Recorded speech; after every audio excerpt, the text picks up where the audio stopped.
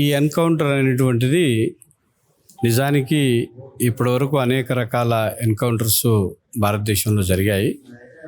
ఇది 100% ఎన్కౌంటర్ కాదు. ఆయన అనారోగ్యంతో ఒక దగ్గర చికిత్స తీసుకుంటున్న సందర్భంలో ఫిజికల్గా తీసుకెళ్ళి చంపేసి ఎన్కౌంటర్లో చనిపోయినట్టు ప్రకటించారు. నిజానికి ఒక చారిత్రక అవకాశం ఏంటంటే, మావోయిస్టు పార్టీ నాయకులు సజీవంగా వాళ్ళ కస్టడీలో ఉన్నప్పుడు వారితో చర్చలు జరిపే అవకాశం ఎక్కువగా ఉంటుంది. అదేమీ కాకుండా ఆయనను కావాలని చుట్టుముట్టి మొత్తంగా ఇప్పటికీ హత్య చేసేటువంటి పరిస్థితి దేశంలో ఉన్నది. అందుకని నంబల్ల కేశవరావు గారి మరణం కావచ్చు, లేకపోతే ఇప్పటివరకు దాదాపు 500 మందికి పైగా ఆదివాసుల్ని కావచ్చు, ఈ మావోయిస్టులను కావచ్చు చంపేయడం ద్వారా ఈ అడవుల్లో ఉండేటువంటి ఖనిజ సంపద ఏది ఉందో ఈ ఖనిజ సంపదని కార్పొరేట్ కంపెనీలకి, అదానీ అంబానీ లాంటి కార్పొరేట్ కంపెనీలకు అప్పజెప్పడం ద్వారా తమ లక్ష్యాన్ని నెరవేర్చుకోవాలనేది మోడీ, అమిత్ షాకు సంబంధించినటువంటి కేంద్ర ప్రభుత్వ లక్ష్యం. దాన్ని అడ్డం పెట్టుకొని ఇవాళ ఆదివాసుల్ని అక్కడి నుంచి తరిమేసేటువంటి ఒక కుట్ర చేస్తూ ఉన్నారు. జల్ జంగల్ జమీన్ ఇజ్జత్ అమారా హై అనేటువంటి ఒక నినాదం భారత రాజ్యాంగము షెడ్యూలు 5, షెడ్యూలు 6 రాష్ట్రపతికి తప్ప మరొకరికి కూడా అవకాశం లేని ఒక చట్టాన్ని ఇవాళ అక్కడ ఇంప్లిమెంట్ చేయకుండా ఇవాళ రాజ్యాంగంలో ఇచ్చినటువంటి హక్కుల్ని, హామీల్ని తూట్లు పొడుస్తున్నటువంటి సందర్భాన్ని మనం చూస్తూ ఉన్నాం. అందుకని ఖనిజ సంపదని కాపాడుకోవడం, ఆ ఖనిజ సంపద కలిగినటువంటి నేలని, అది అడవి ప్రాంతాలని, కొండ ప్రాంతాన్ని, గుట్టల ప్రాంతాన్ని, అంతేకాకుండా భారతదేశంలో ఉండేటువంటి జీవ వైవిధ్యం ఏదైతే ఉందో దాన్ని కాపాడుకోవాల్సినటువంటి ఒక చారిత్రక అవసరం ఇవాళ భారత ప్రజలకు వచ్చింది. ఆ కర్తవ్యాన్ని ఆ అడవి బిడ్డలు నెరవేరుస్తూ ఉంటే ఆ అడవి బిడ్డల్ని ఆ భూమి నుంచి విడదీయడం కోసం, ఆ భూమి నుంచి బేదఖలు చేయడం కోసం నరేంద్ర మోడీ సర్కార్ ఈ రకమైనటువంటి హత్యాకాండకు పాల్పడుతుంది. అందుకని ఇకనైనా రాజ్యాంగాన్ని పాటించాలా. భారత మావోయిస్టు పార్టీ ఏదైతే ఉన్నదో ఆ మావోయిస్టు పార్టీతో భారత ప్రభుత్వం ఇవాళ చర్చలు జరిపి, శాంతి చర్చలు జరిపి మొత్తంగా ఆపరేషన్ కగార్ని ఎత్తివేయాలనేది సిపిఎంఎల్ న్యూ డెమోక్రసీగా మేము డిమాండ్ చేస్తూ ఉన్నాం. ఇటీవల కగార్ ఆపరేషన్ పేరుతో కొనసాగుతున్నటువంటి హత్యాకాండ, నక్సలైట్లను హతమార్చటానికి పూనుకోవటం చట్టవిరుద్ధం. అట్లాగే ఈ దేశ చరిత్రలోనే ప్రశ్నించే వాళ్లను, దోపిడీ వ్యవస్థకు వ్యతిరేకంగా పోరాడే వాళ్లను ఖతం చేస్తాం, అంతం చేస్తాం అనేటటువంటి నిరంకుశ ఆలోచనతో ఉన్నటువంటి అమిత్ షా, ప్రధానమంత్రి నరేంద్ర మోడీ వారి ఆలోచనకు నిజంగా ఈరోజు చాలా దారుణం ఈ దేశంలో కొనసాగుతూ ఉంది. ఎట్టి పరిస్థితులలో కూడా రాజ్యాంగబద్ధంగా రాజకీయ వ్యవస్థ మీద నిజంగా విశ్వాసం ఉంటే ఇటువంటి కగార్ ఆపరేషన్ల పేరుతో నక్సలైట్లను హతం చేయటం కాదు చేయాల్సింది, ఈ దేశ ప్రజలకు అన్ని రకాల మౌలిక సదుపాయాలను అందించటానికి అవసరమైన విధానాలను రూపొందించి అమలు చేయటం ద్వారా ఇటువంటి దారుణాలు లేకుండా చూడాల్సినటువంటి అవసరం ఉంది. ముఖ్యంగా ఈ హత్యలు చట్ట విరుద్ధం.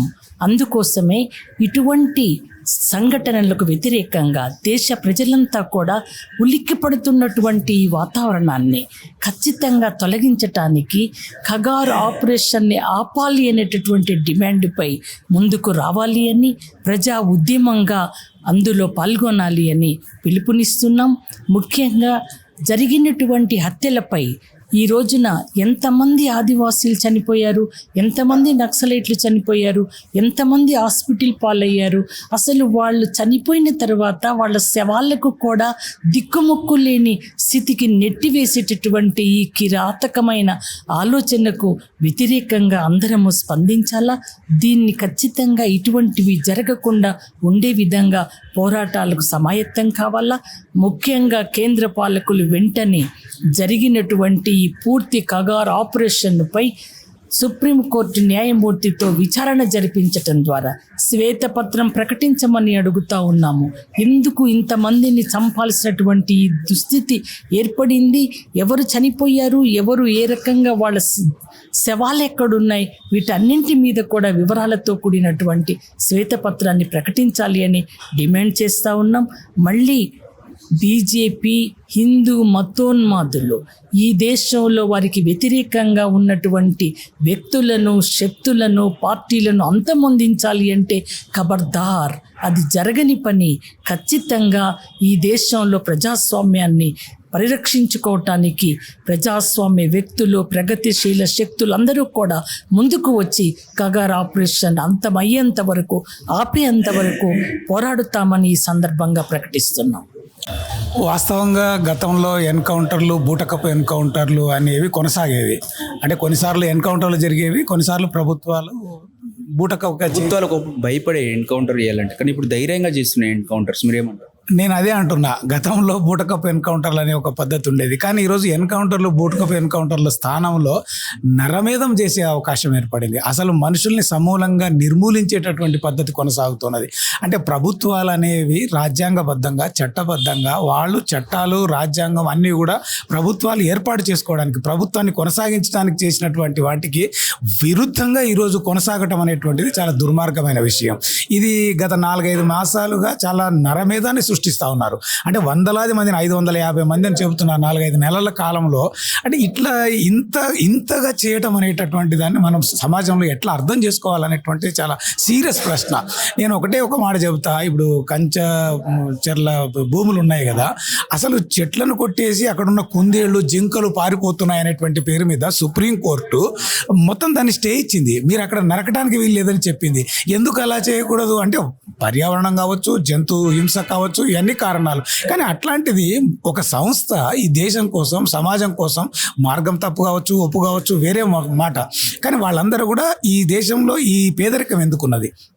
70 సంవత్సరాల తర్వాత ఈ రోజుకి కూడా 80 కోట్ల మందికి రూపాయి కిలో బియ్యం ఇవ్వాల్సిన పరిస్థితి ఏర్పడింది. ఎందుకు? ఇది 140 కోట్లు జరగలిగినటువంటి ఈ దేశంలో 25 కోట్ల మంది చదువుకున్నటువంటి వాళ్ళు నిరుద్యోగులు ఎందుకున్నారు? వాళ్ళు రోడ్ల మీద వాళ్ళు ఎందుకు పడి చచ్చే పరిస్థితి ఏర్పడతా ఉన్నది. మేము కష్టపడడానికి సిద్ధంగా ఉన్నాం, మేము అన్ని పనులు చేయడానికి సిద్ధంగా ఉన్నాం, చెమట ఓడ్చడానికి మేము సిద్ధంగా ఉన్నామని వాళ్ళు అడుగుతుంటే, వాళ్ళకు ఉపాధిని కల్పించలేని, ఉద్యోగాలు ఇవ్వలేనటువంటి స్థితిలో అనివార్యంగా పోరాటం అనేటువంటిది వస్తుంది. ఏ సంస్థ అయినా కావచ్చు. ఈరోజు మావోయిస్టులను నిర్మూలిస్తే రేపు ఇంకొక సంస్థ పుట్టదా? అంటే నువ్వు ఏం నిర్మూలించాలి? పేదరికాన్ని నిర్మూలించాలి, ఈ సమాజంలో ఉండేటటువంటి అసమానతలను నిర్మూలించాలి. ఇక్కడ వైరుధ్యభరితంగా సమాజం, మనుషులంతా బతికేటట్టు ఒక వాతావరణాన్ని, వైవిధ్య వాతావరణాన్ని నువ్వు ఏర్పాటు చేయాలి. అట్లా కాకుండా నువ్వు దానికోసం పోరాటం చేస్తున్నటువంటి అంటే మార్గాలు మేము కూడా దాంతో విభేదిస్తాం. మావోయిస్ట్ పార్టీ విధానం వేరు, మా పార్టీ విధానం వేరు. ఈ స్థితిలో వాళ్ళ మార్గాన వాళ్ళు పోరాడుతుంటే వాళ్ళు ఒక మాట అంటున్నారు, మేము చర్చలకు వస్తాం, మాట్లాడతాం, మీ దగ్గర ఏమైనా ఉంటే మాట్లాడండి అని మేము కాల్పులు విరమిస్తాం, మీరు కాల్పులు విరమించండి. దేశంలో చాలా సంస్థలు చాలాసార్లు ఇట్లా పోరాటం చేసిన వాళ్ళ దగ్గర చర్చలు చేసిన సందర్భాలు ఉన్నాయి, వాళ్ళతో మాట్లాడిన సందర్భాలు ఉన్నాయి. అంటే ఏదైనా కూడా ఈరోజు నిన్నటికి నిన్న యుద్ధం పరిష్కారం కాదని శాంతి చర్చల ద్వారా వాళ్ళు మాట్లాడుకున్నారు. 2 దేశాల వాళ్ళు మాట్లాడుకుని ఒక ఒప్పందానికి వచ్చి సీజ్ఫైర్ ప్రకటించారు. అక్కడ వాళ్ళు కానీ, ఇక్కడ వీళ్ళు, భారత్ కానీ, పాకిస్తాన్ కానీ. మరి అదే సందర్భంలో మీరు అనుకున్నటువంటి ఈ యొక్క వద్దు అని మీరు ప్రభుత్వం అని భావిస్తున్నప్పుడు, మేము మాట్లాడతామని వాళ్ళు వచ్చినప్పుడు నీకు మాట్లాడడానికి బేసిస్ ఏమున్నది? నువ్వు ఒక సంస్థవు కాదు, నువ్వు ఒక వ్యక్తివి కాదు, నువ్వు ఒక రాజ్యాంగబద్ధంగా ప్రభుత్వంలో నెలకొన్నటువంటి వాడివి. నువ్వు దానికి కట్టుబడి ఉండి పరిపాలన చేసేటటువంటి బాధ్యత నీకున్నది. కానీ అట్లా కాకుండా వాళ్ళు మాట్లాడతానంటే కాదు, నేను నిర్మూలిస్తా, ఇది ఆఖరి యుద్ధం, కగారు 26 లోపు, మేము మార్చి లోపు అంతం చేస్తా. ఇవి ఏం మాటలు ఇవి? ఇవి అసలు రాజ్యాంగబద్ధమైనవే, ప్రజాస్వామికమైనవే? అసలు సమాజంలో ఇట్లాంటి ఏ దేశంలోనైనా ఇట్లా మాట్లాడాల్సిన అవకాశం ఉంటుందా? వెనకడికి ముస్సోలిన్లు, హిట్లర్లు చాలామంది ఇట్లాంటి ప్రయత్నాలు చేసి వాళ్ళే అంతమొందినటువంటి చరిత్ర మనకున్నది. సరిగ్గా ఈరోజు కూడా నువ్వు ప్రపంచంలోనే అతిపెద్ద ప్రజాస్వామ్య దేశం అని మాట్లాడుకుంటున్నటువంటి నువ్వు నిన్న అమెరికా ఆయన అంటున్నాడు కదా, ట్రంప్, నేను చెబితేనే యుద్ధం ఆగిందని. వాడు చెబితే నువ్వెందుకు వింటున్నావు? వాడు ఒక 40 కోట్ల జనాభాకు అధిపతి, నువ్వు 140 కోట్ల జనానికి అధిపతివి. ఆయన చెబితే నువ్వు వినే పరిస్థితి ఉన్నప్పుడు మరి జనం ఈ దేశంలో ఉండేటటువంటి వాళ్ళు వాళ్ళ సమస్యల కోసం పోరాటం చేసేటటువంటి పద్ధతి అని వాళ్ళు అంటున్నప్పుడు నీకు అధైర్యం ఎందుకు? నేను ఏం పరిష్కరించలేదు, ఈ దేశంలో ఏం తక్కువ ఉన్నది, ఏం అసమానతలు ఉన్నాయి, డిబేట్ చేయి. నీకు అంత శక్తి ఉంటే నువ్వు మాట్లాడు. అలా కాకుండా నువ్వు ఇష్టానురీతిన ఇట్లా నరమేధం చేయటం అనేటువంటిది చాలా దుర్మార్గమైన విషయం. వెంటనే కగారు యుద్ధాన్ని ఆపాలి, నరమేధాన్ని ఆపాలి. ఈ శాంతి చర్చలు ఏవైతే ఉన్నాయో వాటిని కొనసాగించాలని సిపిఎంఎల్ మాస్ లైన్గా నేను ఈ సందర్భంగా స్పష్టం చేస్తున్నా. నా పేరు హన్మేష్, సిపిఎంఎల్ మాస్ లైన్ కార్యదర్శి వర్గ సభ్యుడు.